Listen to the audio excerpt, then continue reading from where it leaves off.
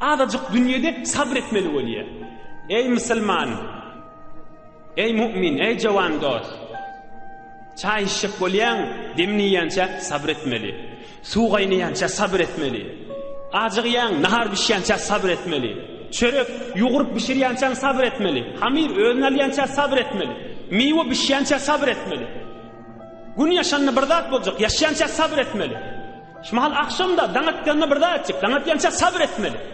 وَاصْبِرْ وَمَا صَبْرُكَ إِلَّا بِاللَّهِ وَلَا تَحْزَنْ عَلَيْهِمْ وَلَا تَكُ فِي ضَيْقٍ مِّمَّا يَمْكُرُونَ. Bir tahsilatında bir yere geçecek, 10 yıl okuyman sabretmeli. Ahun mu olacak, 10 yıl okuyman sabretmeli. Hafız olacak, neçe yıl üstüne dehmet çıkmayana sabretmeli. Oğlun şoklu olacak, sabretmeli. Dünyanın bir dadını tapın, sabırsız bolyan mı olsun? وَاصْبِرْ عَلَى مَا يَقُولُونَ وَاهْجُرْهُمْ هَجْرًا جَمِيلًا. Dünyanın bir dadını tapın, sabırsız bitsinler. İnsan sabretmeyeni, üstünne cıdamani, basımcık şunu ilgirip başarıyan mı olsun? Hiç tapılmadı. Deyik Allah Teala dünyanın kuruluşunu sabrın üstüne koydu. Sabrın taşından aylanmalı. Tamam dünyamızı da biliyaz, muamele diyat gözleşmeli. Bir yana gidip geliyançan gözleşmeli. Zinsın geliyançan gözleşmeli. Peydan geliyançan gözleşmeli. Durun yerinde de at yok değil mi?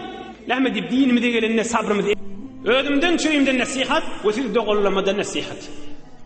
Lahmeden çürüyüm dinimide gelip kalanna sabrımı yok olmalı.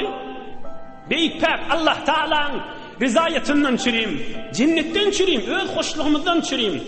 Öz ruhumuz asmalları aşın uçmadan çürüyüm. Özümüz insaniyetimizde teberriklik mukaddes kılıp görmeden çürüyüm. Ey cavan dost, yadından çıkarma. Bir insanlar, bir heyvan değildir. Heyvan tikenin anırsınla, simin anırsınla bir otu verenini ennamın yırt yaşına barcak boluyor. Ne deyip sabrı yok heyvan. Heyvanların cinsinden peygamber dörettir mi? Heyvanların cinsinden evliya dörettir mi? Heyvanların cinsinden teverrik adamlar dörettir mi? Ama sen cinsinden peygamberler geçiptir. Sen cinsinden Bayezid-i Bestamiler geçiptir. Sen cinsinden evliya adamlar geçiptir. Sen cinsinden Şah-ı Nakşibendler geçiptir. Sen cinsinden Ebu Hanifeler geçiptir. Biz heyvanın farkımız var ki bizi sabretmemizi bilen Allah Teala bir de asmalara aşını veriyor. İmanlı, akıllı, munsif adama duruşuna ders deyik Allah Teala aydiyanı eşdiyenlere eserin versin inşallah.